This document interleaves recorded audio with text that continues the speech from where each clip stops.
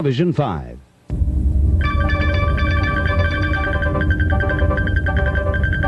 From around the world and from CBS News headquarters in New York, this is the CBS Evening News with Dan Rather. Good evening. There are indications tonight of a shakeup in the way President Reagan gets foreign policy advice and who gives it to him. Shortly after taking office, Mr. Reagan downgraded the job of White House National Security Advisor. Secretary of State Haig, for one, wanted it that way. Now, the president is preparing to reverse himself and again upgrade the office. But when that happens, as Bill Plant reports, Haig's old nemesis, Richard Allen, may not get the job back. The Reagan administration is about to change and upgrade the role of its National Security Advisor, and probably its National Security Advisor as well, according to White House sources. The object of the changes, which will probably be announced next week, is to improve the information flow to the president. The way things have been working for the last year, the National Security Advisor has reported through Presidential Counselor Edwin Meese most of the time. Under the new plan, the National Security Advisor would have direct access to the president on a daily basis. Richard V. Allen, who has held the job since the administration came into office, remains on administrative leave pending completion of a White House investigation into the propriety of his past business practices. If he is not offered his job back, administration sources believe Deputy Secretary of State William Clark, a longtime close friend of the president, is virtually certain to get the job. But Allen, interviewed today in Washington by John Ferrugia, still seemed optimistic. Well, I haven't had any indication to the contrary, and of course, as I've indicated, this is a decision that the president is to make, and I'm sure that when the appropriate White House review is done and the conclusions are drawn, that he'll be in a position to make a decision. I think that's going to happen this week. I don't know, but I would expect that that they could exercise the proper dispatch and in this review and get it done reasonably soon. Allen's role in the job was limited by the Reagan team's initial desire to make it less visible and by personality conflict with Secretary of State Alexander Haig, who avoided dealing directly with Allen. The net effect, in the words of a White House official, was confusion. Clark has been a member of the Reagan inner circle for so long that if he is given the job and an expanded role, he isn't likely to have any of the same problems. Bill Plant, CBS News, with the presidential party in Palm Springs. If Allen does indeed go, he still will have left a legacy for the Reagan administration. It was Allen who brought Georgetown University professor Jeane Kirkpatrick's conservative foreign policy writings to the attention of the president. This led to her becoming UN ambassador. Would Mrs. Kirkpatrick succeed Allen? That subject came up when Mike Wallace interviewed her recently for a profile to be broadcast soon on 60 Minutes. You know, of course, that people are talking about the possibility that if Richard Allen doesn't come back as National Security Advisor to the President, you are certainly near, if not at the top of the list to replace him.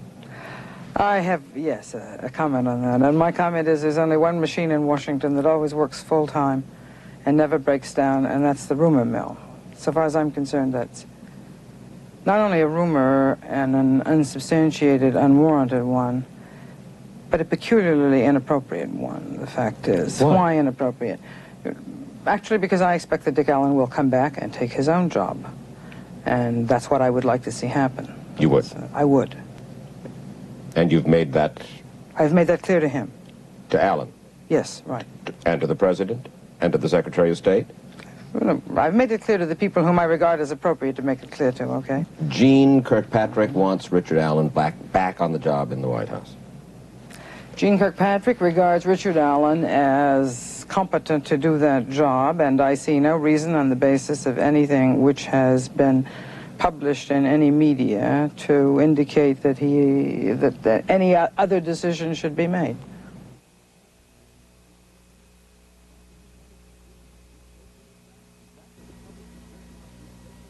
Is that the new Publishers Clearinghouse sweepstakes you just got? Mm-hmm. How come you haven't sent it in? I've got more important things to do. That's what I used to think. They don't really give away all those prizes. That's what I used to think. You'd have to be a fool to think you'd win. That's what I used to think. You know that new Publishers Clearinghouse sweepstakes you just got? What's your reason for not sending it in? Lots of Clearinghouse winners used to think that, too. Come on, send it in. Got a busy day ahead? Then take along the vitamins in Kellogg's Product 19 cereal. Delicious. 100% of 9 vitamins and iron that can keep you company during the day. Morning, children. And that adds up to good nutrition. So when things get hopping, the vitamins in Product 19 can help. 100% of the way, 100% of the day. Kellogg's Product 19. We're with you 100%. There's a sobering thought for this season of holiday drinking.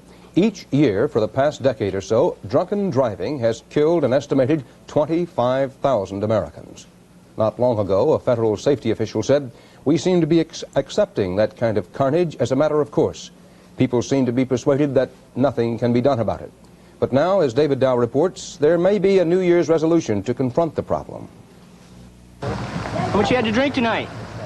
Suddenly, that is a more serious question in California, where at midnight, police began enforcing one of the nation's stiffest drunk driving laws. Keep going, keep going, keep going. Even a first conviction means a 2-day jail sentence or loss of a driver's license for 90 days, except to drive to and from work. And the penalties get stiffer. 3-time offenders get an automatic 4 months in jail. It is a crackdown pushed into law with a vigorous campaign by the relatives of drunk driving victims. Women like Barbara Bloomberg, who lost a son to a drunk driver. Hell hath no fury like a mother who's lost a child to a drunk driver. My grief turned to anger very quickly. Nationally, drunk driving is the biggest single killer of young people, and alcohol-related crashes account for half of the 50,000 deaths that occur on the country's highways every year. In the last decade, over 250,000 Americans have died in alcohol-related highway crashes. That's more people than died in the 2-4 years of Vietnam. We lose maybe 68 people a day. I think it's clearly an epidemic. Californians are not alone in their outrage at the figures. Stiffer drunk driving laws have recently gone into effect in at least 4 other states: New York, Maine, Montana, and Nevada. In some states, like Maryland, roadblocks and tougher enforcement measures are being used. Good evening, sir. This is a routine sobriety checkpoint. We're stopping every vehicle tonight to make sure drivers are intoxicated. Okay, drive carefully now. Thank you. Maryland also thinks it pays to advertise. I want you to know, if you drink and drive in Maryland, we'll be introducing you to a few new bars. In its first hours, the California law seemed to be having some effect. Officials think it was one factor in a lower death toll. Last night from 6 p.m. to 6 a.m. this morning, we've had 9 fatalities in the state of California. Comparing that with last year's figures, we had 21 fatalities over the same time period. So we've had a drop of over 50% just in that short period of time. But in every part of the country, there were still reminders last night that drunk driving is not universally shunned. That tougher laws may be a beginning, but they do not end the problem. David Dow, CBS News, Los Angeles. The Federal Aviation Administration today reported that the nation's major airlines have operated a record of 26 consecutive months without a fatal accident. The FAA noted that the safety record was set despite the firing of 11,453 air traffic controllers last August. Well, New Year's Day is a good time to look on the brighter side. And in 1982, this very year, there will be a 10% cut in income taxes. But that doesn't happen until 6 months from now, July 1st. Meanwhile, effective today, the new Social Security payroll tax jumped from 6.65 to 6.7%.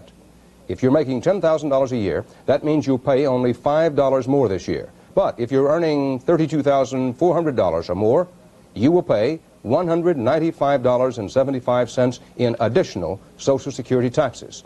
So, if you're dreading the bite Social Security will take out of your next paycheck, remember that income tax relief is just 181 days away. It's New Year's Day. Look at the brighter side.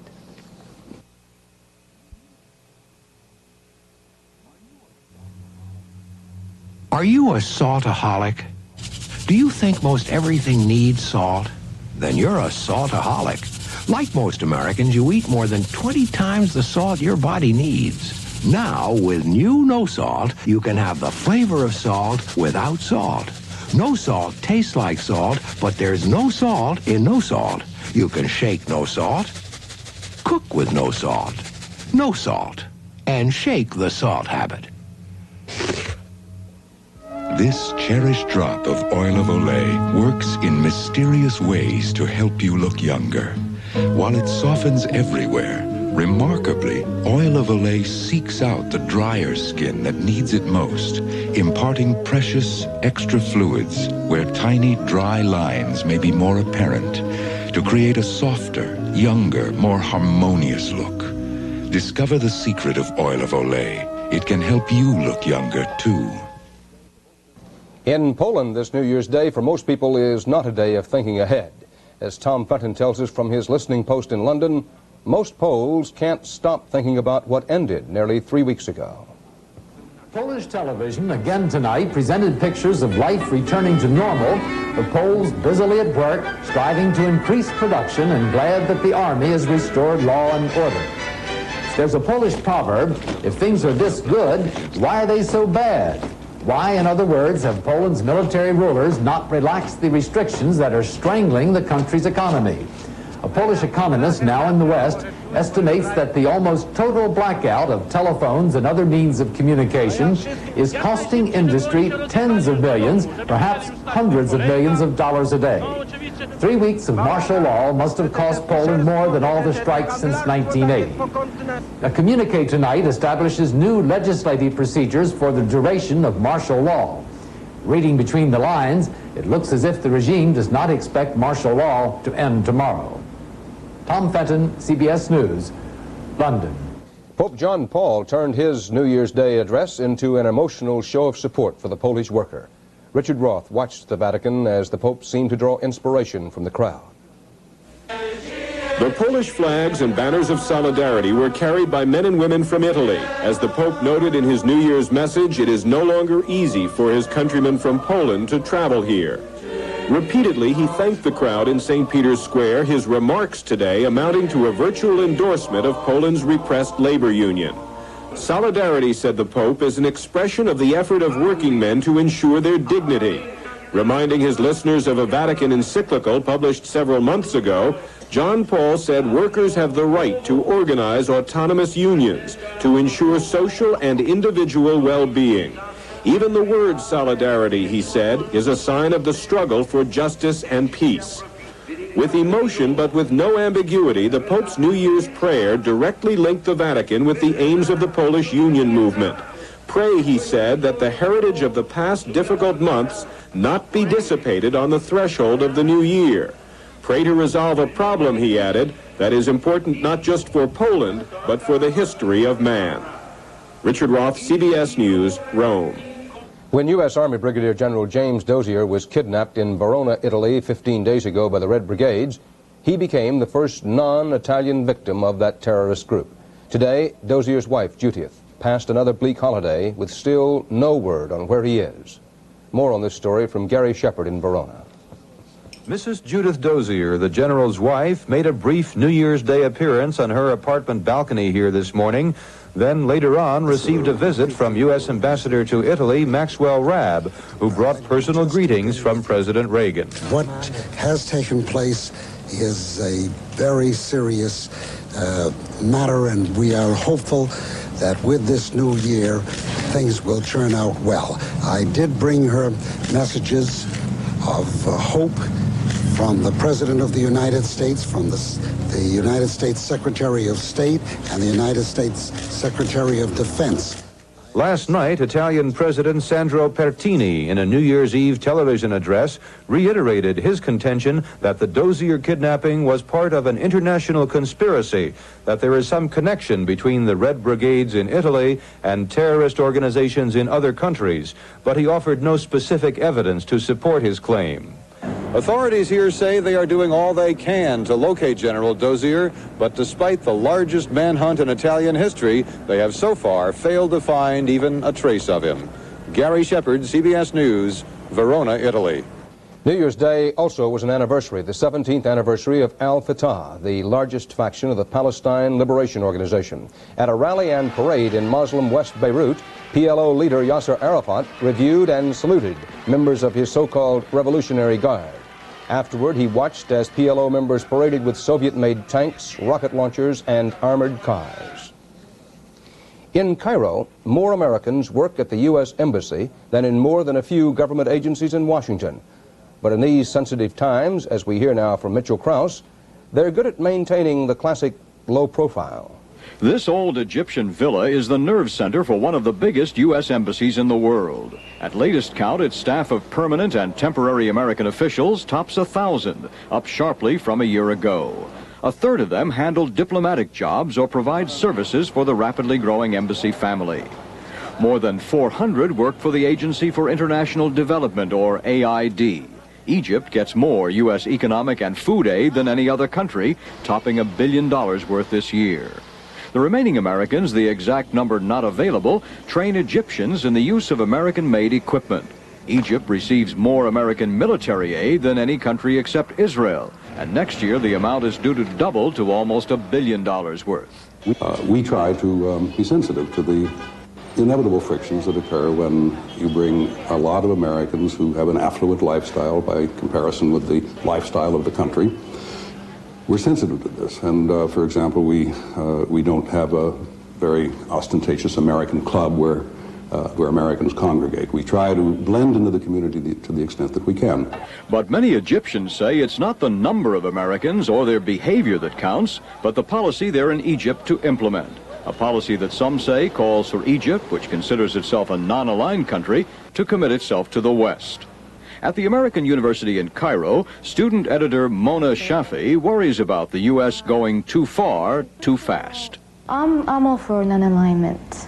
Stay neutral, okay? If you're friends with the states, fine. But don't let them interfere in your internal affairs, okay? Don't give them that chance and put your foot down if they try to do so. There's a difference between being a partner, a very good friend of the states, an ally of the states, or between being a 51st state of America. There are already signs that the American effort to fill the vacuum caused by the death of President Sadat are beginning to wane or at least become less public.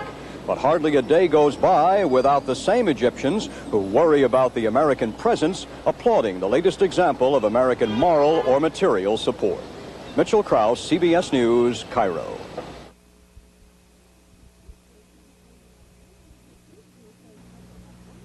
This Shield Show's Total has 100% of the recommended daily allowance of these 9 vitamins and iron. Right. Put Total Shield on one of these boxes. See how the 9 vitamins compare. I'll try cornflakes. 25%? Total's much higher. How's Total taste? Crisp whole wheat flakes. Mmm. And 100% of these 9 vitamins. That's the total difference. Sore throat? Say ah. Septic. The ah in Chloraseptic is for fast temporary relief of minor sore throat pain. Septic. Doctors and pharmacists have been recommending Chloraseptic for over 20 years. When your throat hurts, say ah. Chloraseptic. Liquid, lozenges, and children's Chloraseptic. Fast relief for sore throat pain. Ah. Near Ottawa, Kansas, the red gold blaze in the sky could be seen 30 miles away, and it looked a little like the sun rising over the Kansas cornfields. But this New Year's spectacle was caused by a fire in a natural gas pipeline. 50 families within a 2-mile radius were evacuated. There were no injuries. The curative power of plants is more than folklore. From foxglove to snakeroot, medicinal plants furnish the active ingredients to treat some of man's major diseases. Now critics are saying that a federal agency's effort to root out waste may slow the search for weapons against cancer. Jacqueline Adams has that story. This scrawny little plant is a periwinkle, much like one you might grow in your garden. But there is a difference. This is the mighty Madagascar periwinkle.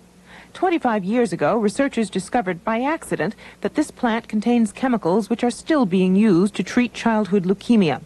The discovery launched a 20-year search for other plants with anti-cancer chemicals. But the search has proved fruitless. Government scientists have studied more than 35,000 plants from all over the world, spending $1.5 million in the last 3 years just to collect the plants. But the newly budget-conscious National Cancer Institute is putting an end to the program. You can always say, well, we've only gone 20 years, maybe we should go 30. we have to make those hard decisions all the time. And at some point, we have to say we've gone far enough. And maybe many years ago, it would have been the case that we would say, well, we can afford to give it an additional try because we have money to spare. But we don't have money to spare. But the botanists who collect and study the plants want to go on. They say cost effectiveness is not a proper measure in research because one discovery makes the work and the cost worthwhile. I'm bothered to see the program die. If this has saved thousands of lives, and I believe it has, and this represents the most important plant among the first 10% of the plant kingdom that we screened, how many more plants like this are there out there in the dying forest that could also do as well? Perhaps 9 or 10, waiting to be discovered. These new plant samples from China, which Chinese folklore says are cancer fighters, have been shipped to universities where privately funded scientists may continue the research. But unless they or scientists from other countries chance upon another major discovery, the spindly Madagascar periwinkle will remain the most important and only natural cancer fighter in use in the United States. Jacqueline Adams, CBS News, Washington. In a New Year's Day message, President Reagan spoke of the challenges of the year ahead. We are gripped by a recession brought on by decades of government mismanagement, Mr. Reagan said, but we are making a new beginning. Bruce Morton has some examples of that new beginning. He took office last January promising a Reagan revolution in government, and this New Year's offers 2 proofs of it. First, the U.S. Bureau of Labor Statistics reports that the number of public service jobs in the country declined last year for the first time since the end of World War II. The total number of local, state, and federal government workers dropped by about 316,000 during the 12 months which ended October 31st, down to about 16 million. The biggest drop was in local government, but even that reflects federal policies. Cuts in things like the Seat of Jobs program, under which a lot of municipal governments hired people. The second sign of the Reagan Revolution is this: the Federal Register, the magazine that publishes all new federal regulations, along with all sorts of other government detail that most people would never read. Last year's register totaled 63,553 pages. There it is, the last page in the December 31st edition. That's more than 23,000 pages shorter than the register for 1980, Jimmy Carter's last year as president. Experts can and do disagree about what that means. Some say deregulation uses as many pages as regulation. But what the administration is saying loudly and clearly is, see, less regulation, less government, just as the president promised.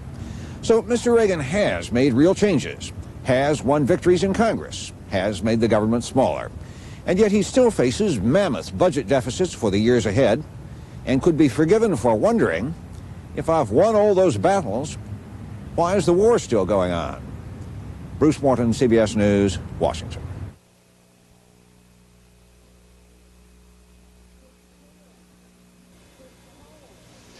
This cold. My sinuses hurt when I bend over. With a sinus cold, you should know about 6-6-12. 6-6-12? Sure. These help 6 symptoms. This one's 6. And Dristan relieves 12? Prove it. Look, Bayer or Tylenol help these 6 symptoms. Contact these 6. But Dristan relieves pain, helps drain sinuses, relieves all 12 of them. No trouble bending today. Dristan really helps. Tablets or capsules, Dristan relieves 12 sinus cold symptoms. Mrs. Clay, are you all right? Oh, fine. Sort of. Constipation? I wish I felt better about my laxative. You'll feel good about the Overnight Wonder. Hex-Lax? Give me your hand. Meet the Overnight Wonder. This little pill? That little pill. Or original chocolated tablets. X-Lax gently restores your system's own natural rhythm. So it is gentle. You'll feel the difference in the morning. Unflavored pills or chocolated tablets, X-Lax is the Overnight Wonder. Some people can't spell it, and not too many get past the "should old acquaintance be forgot" part. But it's a good bet that many of us at least tried to sing Old Lang Syne last night, a stroke or two after midnight. Along with a certain beverage, Old Lang Syne is one of Scotland's proudest exports. And nowhere, as John Blackstone reports, is the new year given a more enthusiastic welcome.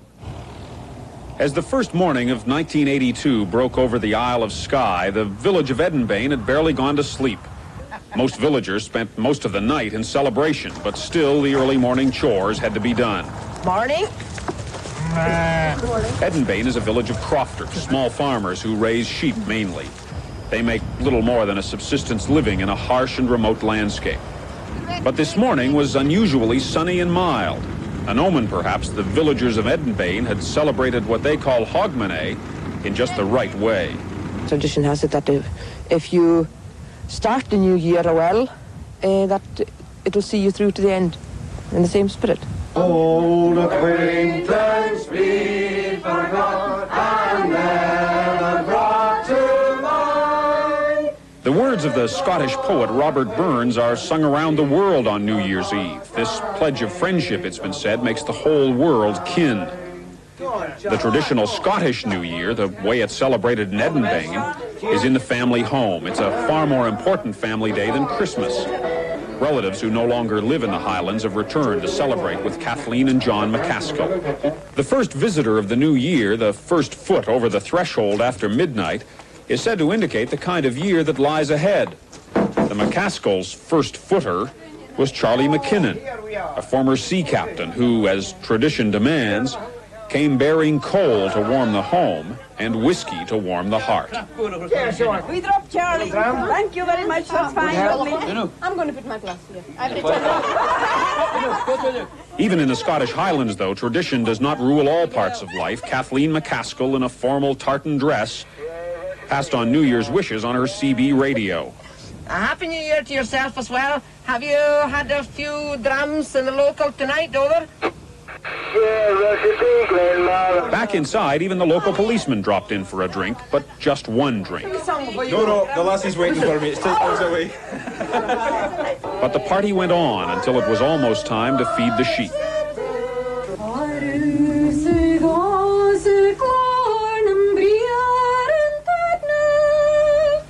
On the Isle of Skye, New Year is a celebration of love, family, and friendship. All those things that help the people of the Highlands get through the difficulties of the year ahead. John Blackstone, CBS News, Edenbane, Scotland. And on this first day of the new year, that's the CBS Evening News. Bob Schieffer will be here tomorrow. Dan Rather reporting from New York. Thank you for joining us. Good night. You've got a ticket on the Heartburn Express. If one Rolaids tablet can't cut the mustard, you should know about one Tums and one Rolaids tablet both neutralize the stomach acid in seconds. But when your stomach churns out 1/3 more acid, Tums can still absorb it. Rolaids can't. Not in seconds, not ever. That's why you should switch to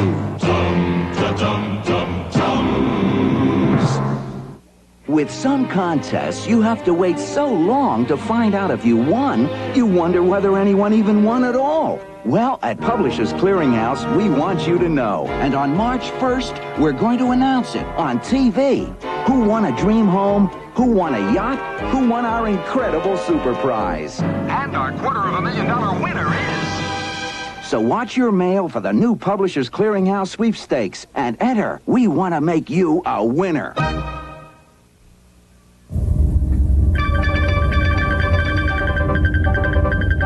From around the world and from CBS News headquarters in New York, this has been the CBS Evening News with Dan Rather.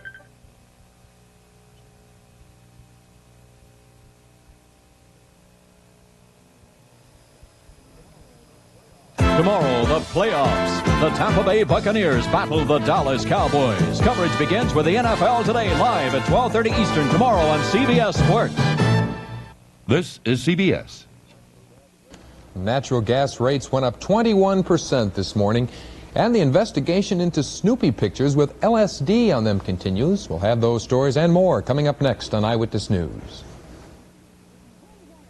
If you really want a New Year's Day score on savings, visit Ray Batts for great furniture buys. The biggest sale of them all at all 4 Ray Batts stores.